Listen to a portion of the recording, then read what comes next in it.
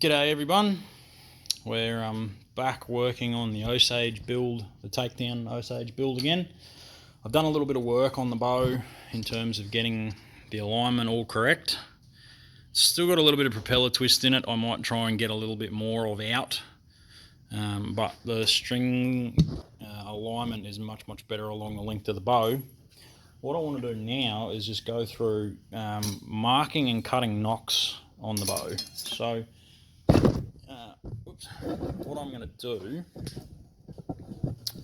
I've got a mark here an inch in from the end, so the whole bow length is 68 all the way out to the end here. So if I cut a nock on this inch in mark, that's going to give me a 66 inch bow, which is what I want for this particular bow. So using the side of that mark, I'm going to put my square on a 45-degree angle there, right on the mark, and I'm just going to give myself a line. Then what I'm going to do is flip the bow into on its side and set it up, and then I'll grab my nock tool, if I can find it. It's out somewhere. Here it is. Grab my nock tool. So this is what I use to do my string nocks. It is a tungsten tile saw blade, and you can get long ones and short ones. I like this one, it works quite well. So what I'm going to do is right on that line, use my thumb as a guide and just get a bit of a groove going.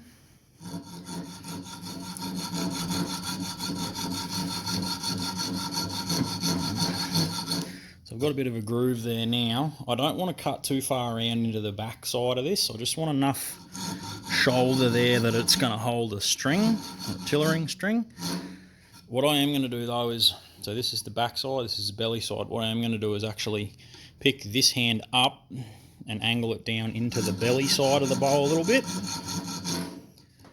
And that's just going to give the string a little bit more to seat on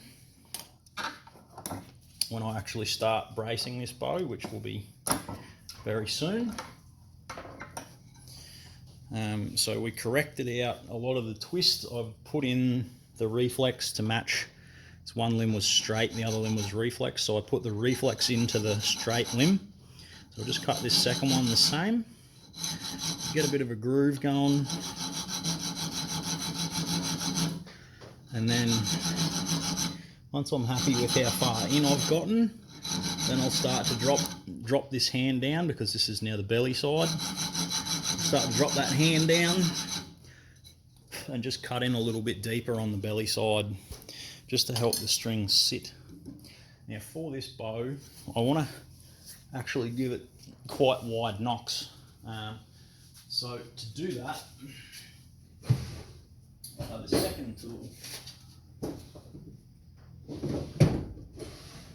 if I can find it, I have another tool.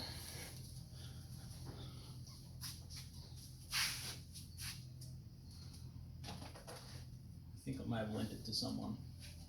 That's okay. Those nocks will do for now, if need be. But I do have another tool.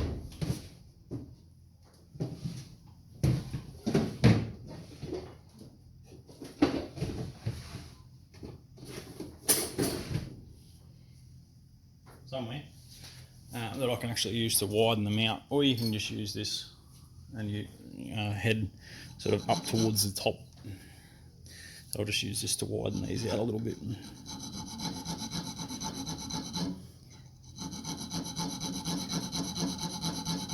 So all I'm doing now is just pushing this against the top of the cut that we made,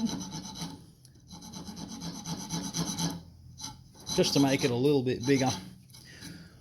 Just widen that out slightly, and that's just going to make fitting the tillering string a little bit easier with a slightly wider nock. So same again, just back and forth gently and push up towards the top, and it's just even that. Heating that out a little bit wider. So that's one end done, same on the other end.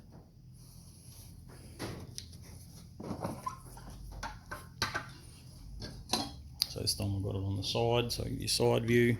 So here's my line for the knock on a 45. Scribe across. Same on the bottom side. And then we'll cut that groove.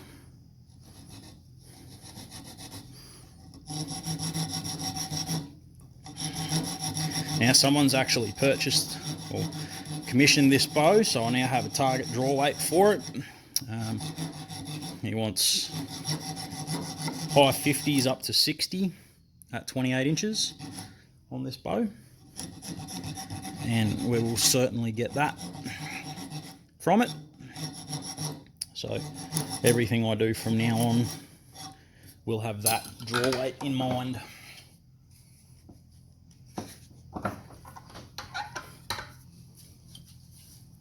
The same on this side.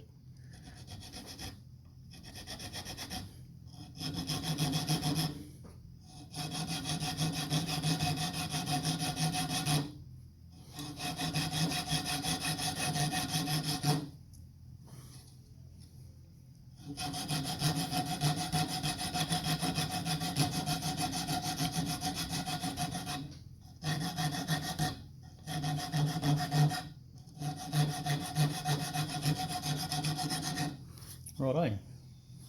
So that's cutting nocks. So they're all cut nicely, ready to go.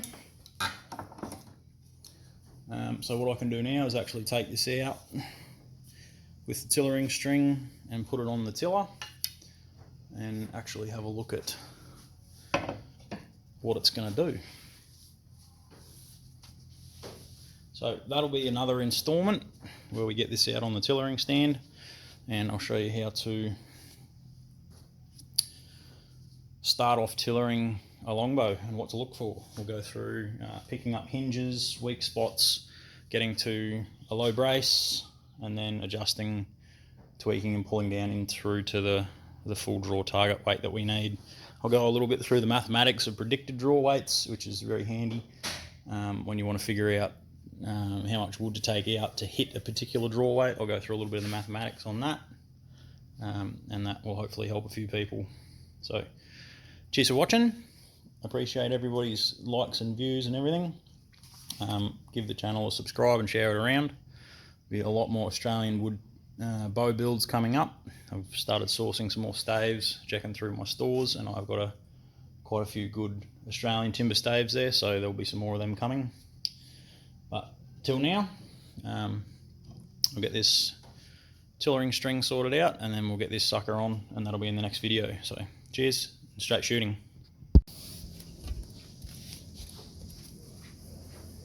Righto. So I've knocked up a tillering string just out of some cord here. I'm probably just going to use this one quickly now to have a look at what this thing's doing. So what I'm going to do is I'm going to keep that knot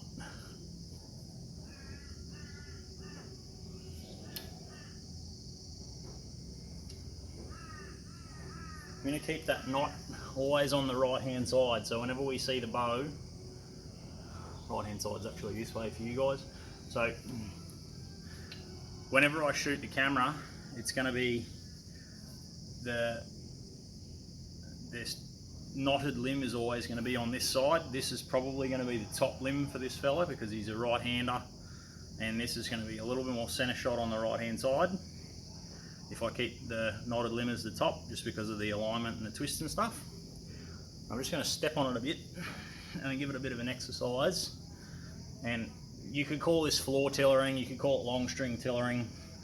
All it is just checking the evenness of the limbs in terms of their bend. I don't want to pull it too far. I just want to get an idea of how the limbs are loading up, where they're loading up, and a little bit of a feel for the draw weight.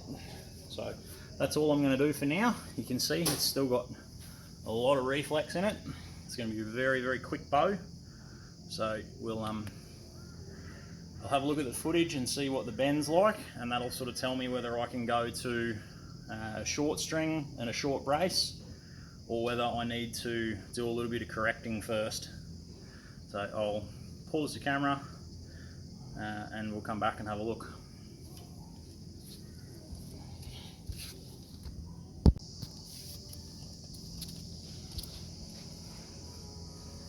Righto, so I had a bit of a look at the footage with the bow bent, the limbs loaded up a little bit. I'm quite happy with the top limb and how it's looking. It's got a nice even shape throughout. The bottom limb is bending more in this sort of just out of the fade area and not as much through mid limb. So what I've done is grab my trusty green pencil, using a green pencil today, and I've just hash marked up where I want to take a bit of wood out, and you can actually visually see and feel, just running your fingers along the limb, that there is a thick spot there, and that's why it's not bending. So I want to get rid of that thick spot and just continue the natural taper, or continue that taper that I'm trying to set into the limb. So I'll grab a knife.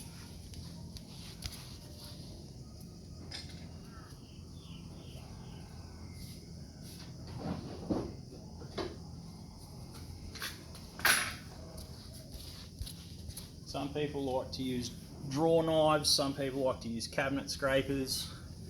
I use a cheap $10 fishing knife from one of our local cheap shops, and once it's sharpened up a little bit, got a bit of a burr on the blade,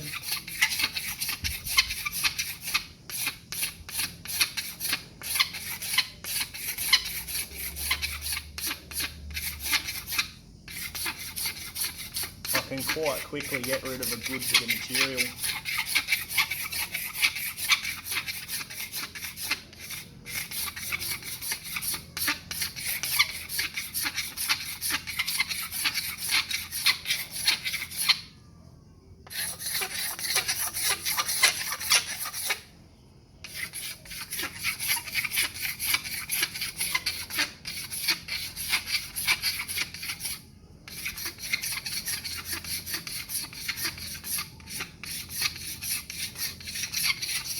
So I'll have a look and a run of my hands along there.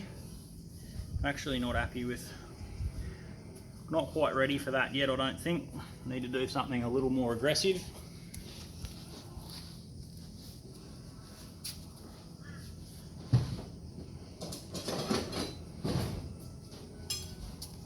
Because I don't want this to take all day. I would definitely recommend beginners go very slowly with this initial tweaking, but I've been at it for a while and I know roughly how much wood I need to take off and what it should look like, so I'm going to go with something a little more aggressive in this rasp. Now all I've done, you might be able to see it in the camera, there's a growth ring here. What I've actually done is just move it from there up to there, and that's actually gotten rid of that high spot. Still a little bit more here that needs to come out. So I'll actually just run down a little bit.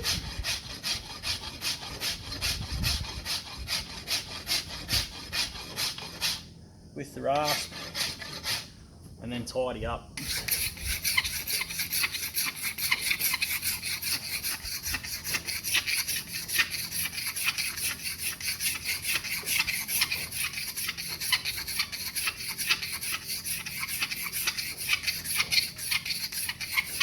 If you actually tidy up as you go, you won't, and not leave big rasp marks and stuff in your bow,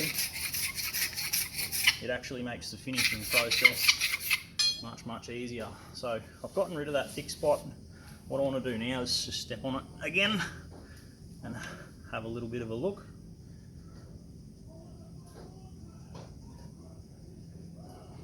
And just exercise in that little bit of work I did.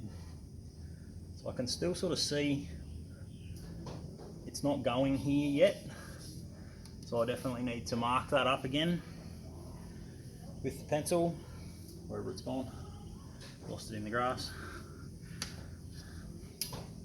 and actually take a bit more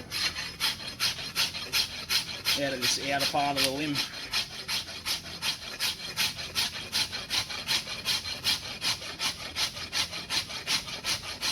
Now it's starting to move,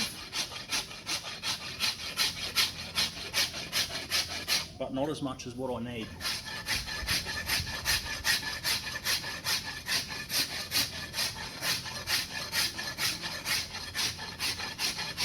So I just want to take a bit more wood out of it. Again, scrape and clean up.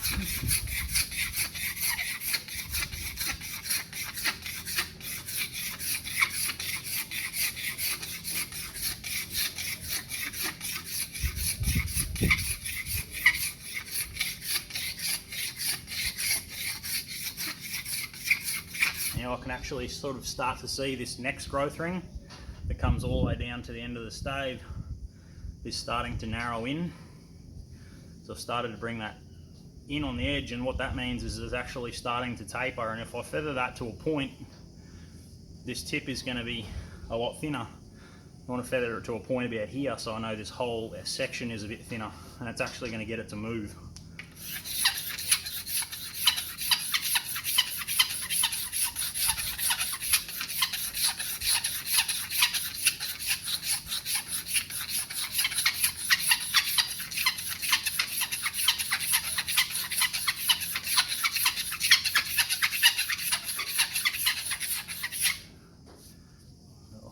Taking a bit more timber out of there now.